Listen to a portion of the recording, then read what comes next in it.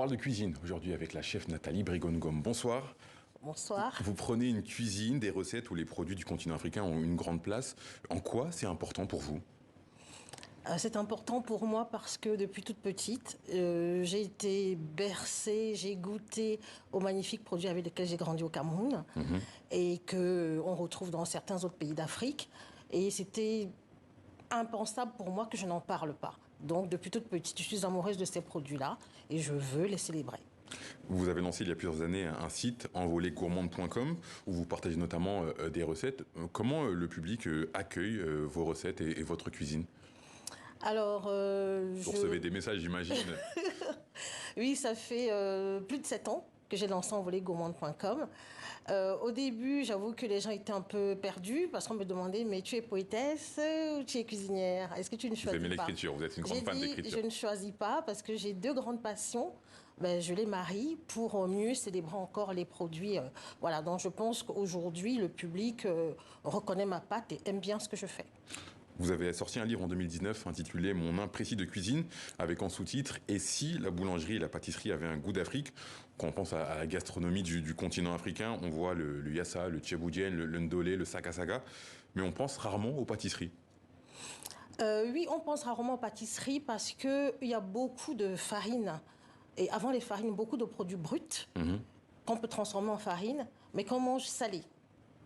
Et moi, j'ai une grand-mère dans ma grand-mère maternelle qui faisait des farines avec du manioc. Et j'ai toujours une question qui n'a pas changé. Qui a dit que et pourquoi pas? Qui a dit qu'on ne pouvait pas transformer le foufou en pâtisserie ou le mettre dans du pain? Donc, c'est comme ça que j'ai commencé à faire des pâtisseries, à faire de la boulangerie avec ces farines-là depuis plusieurs années. Dans mon imprécis de cuisine, il y a beaucoup de très belles illustrations. Je me dis que c'est important d'illustrer avec des belles images vos recettes finalement. Ben, merci, ben, je suis très touchée, c'est moi qui fais les photos. Ok. Oui, donc il faut illustrer les recettes. Valoriser, c'est-à-dire qu'il y a un dressage qui est mis en place, c'est important. Exactement. Et au-delà du dressage, il faut aussi en parler. Je dis toujours que le savoir-faire, c'est bien, mais le faire savoir est primordial. Et le faire savoir passe par l'écriture aussi. La guerre en Ukraine a eu de nombreuses conséquences, notamment en Afrique, où beaucoup de pays sont dépendants du blé russe et ukrainien. Mais vous avez des alternatives. Est-ce que vous pouvez nous dire lesquelles, finalement?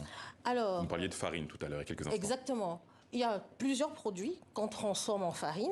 Il y a des boulangers, des pâtissiers qui ont déjà commencé à explorer certaines farines. On a plein de choses. On a des farines de tubercules, comme le manioc, comme le taro, comme le macabo, comme l'igname. On a des farines de céréales, le fonio, le sorgho. On a vraiment une palette de produits. Il y a même des fruits qu'on peut transformer en farine. Une farine, c'est quoi? Une farine, c'est une poudre qu'on obtient par broyage. Donc, on peut faire plusieurs choses, plusieurs types de farine, même avec des feuilles. Donc, aujourd'hui, le continent africain, c'est le deuxième plus grand continent en termes de flore.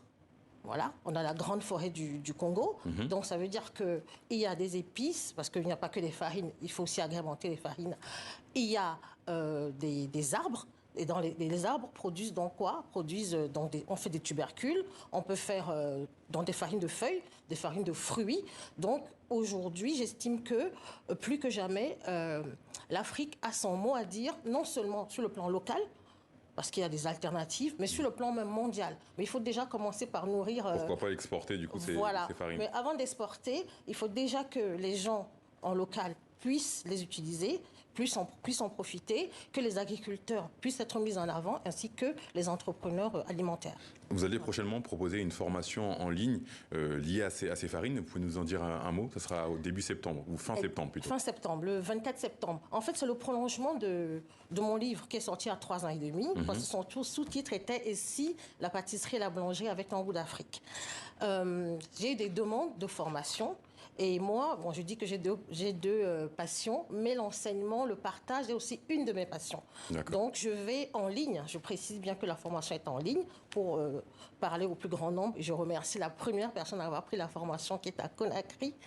Donc, je vais parler de 4 farines principalement. Le maïs, le souché, le fonio et le manioc. Donc, je commence par ces farines-là et je continuerai par d'autres farines parce que nous en avons beaucoup. Il y en a beaucoup. Vous n'êtes pas venu les mains vides?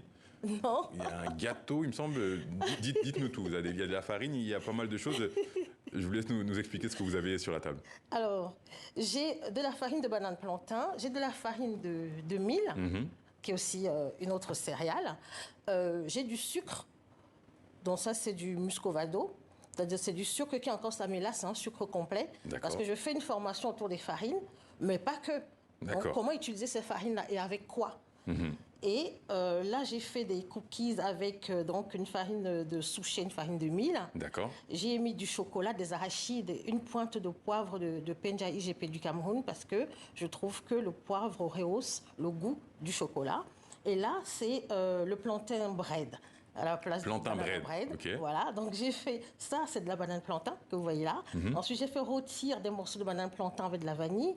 J'ai ajouté aussi un peu de tamarin pour faire un beau gâteau avec de la farine de patate douce et de la farine de banane plantain. C'est compliqué à faire pour quelqu'un comme moi qui a un niveau zéro en cuisine? Non, c'est très facile à faire parce que mon but, c'est de transmettre. Et pour transmettre, il faut rendre les choses simples et à la limite même ludiques et compréhensibles. Donc c'est très simple.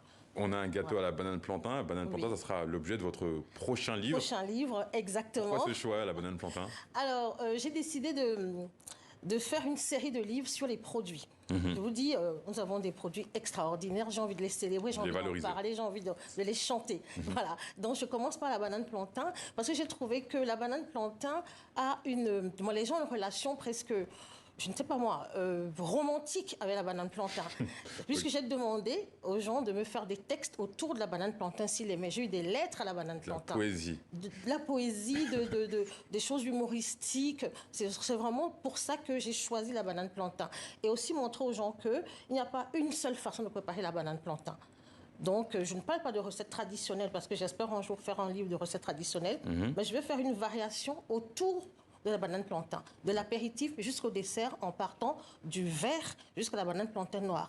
Donc c'est 50 ou 70 nuances de banane plantain. Des nuances de banane plantain. Voilà. On est impatient de voir ça et on est impatient surtout de manger le gâteau. En régie, je sais qu'il y a beaucoup de monde qui est impatient de manger ce gâteau. Et là, je tiens quand même à vous montrer... rapidement, en quelques secondes. Oui, en caramel. Un caramel. Donc le bissap, le foléré, c'est le calice d'hibiscus. Donc de l'oseille, comme on dit parfois. Voilà. D'hibiscus blanc. Ça donne très fin hibiscus. Voilà. Merci beaucoup. Merci Nathalie. Merci chef Nathalie Brigongou. Merci d'avoir répondu à nos questions. Pour en savoir plus, rendez-vous sur votre site envolégourmande.com. Merci beaucoup. Merci à vous.